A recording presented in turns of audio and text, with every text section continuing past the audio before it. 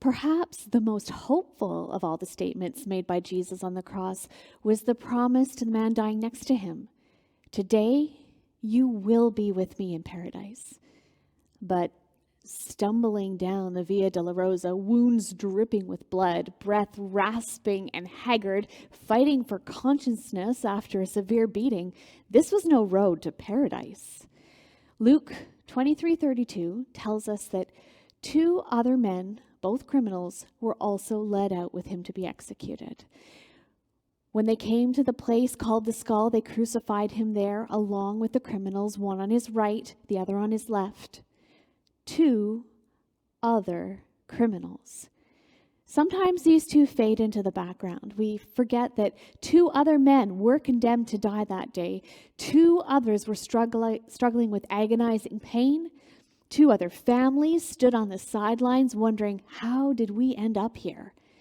Depending on the translation that you use, you might notice that some of them try to create distance between the crimes of the others on the journey and Jesus, as though Jesus had some kind of unseen halo surrounding him to separate him from the baseness of the other criminals there with him.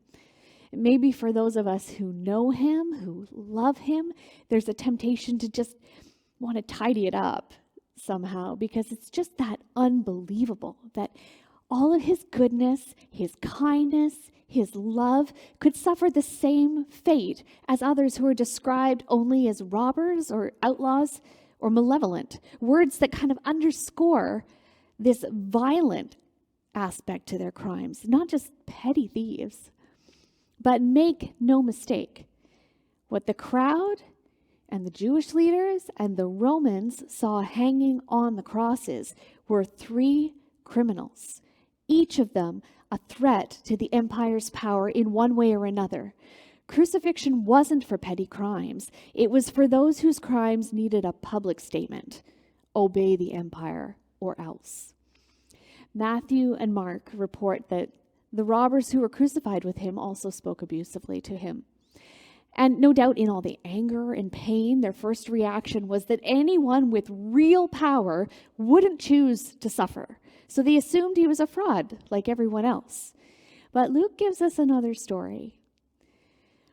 One of the criminals who were hanged railed at him, saying, "Are you not the Christ? Save yourself and us." But the other rebuked him, saying, "Do you not fear God, since you are under the same sentence of condemnation? And we indeed justly, for we are receiving the due reward of our deeds. But this man has done nothing wrong." And he said, "Jesus, remember me when you come into your kingdom." And Jesus said to him, "Truly I say to you, today you will be with me in paradise." Luke's gospel is not just the account of one disciple, but based on his interviews of many people surrounding the life of Jesus. Who did he find to uncover this intimate moment after the crowds had died down? Crucifixion was a slow death. There's a lot of time to think, to suffer, to reflect, to wait and pray for the end.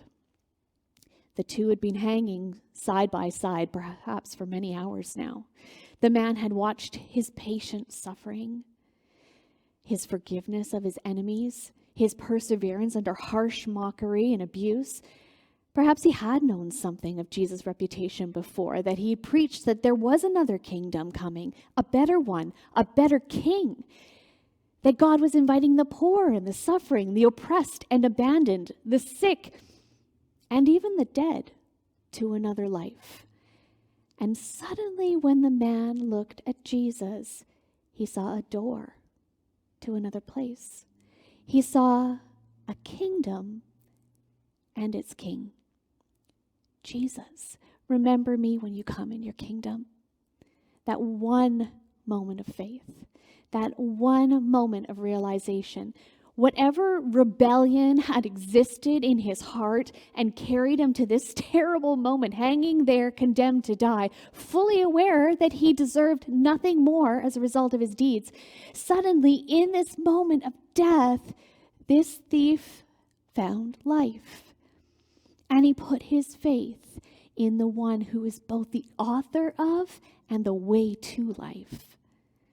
Jesus, remember me when you come in your kingdom? And Jesus said to him, I tell you the truth. Today you will be with me in paradise. With these final words of Jesus, we learn that the door to God's kingdom, a place of goodness, a paradise, is open to everyone through Jesus, through faith. No matter when they come or what has gone before, Jesus is the door. Jesus said, I am the door. If anyone enters through me, he will be saved. And perhaps that day, this dying criminal was the first among many, many more to experience salvation by grace through faith in Christ.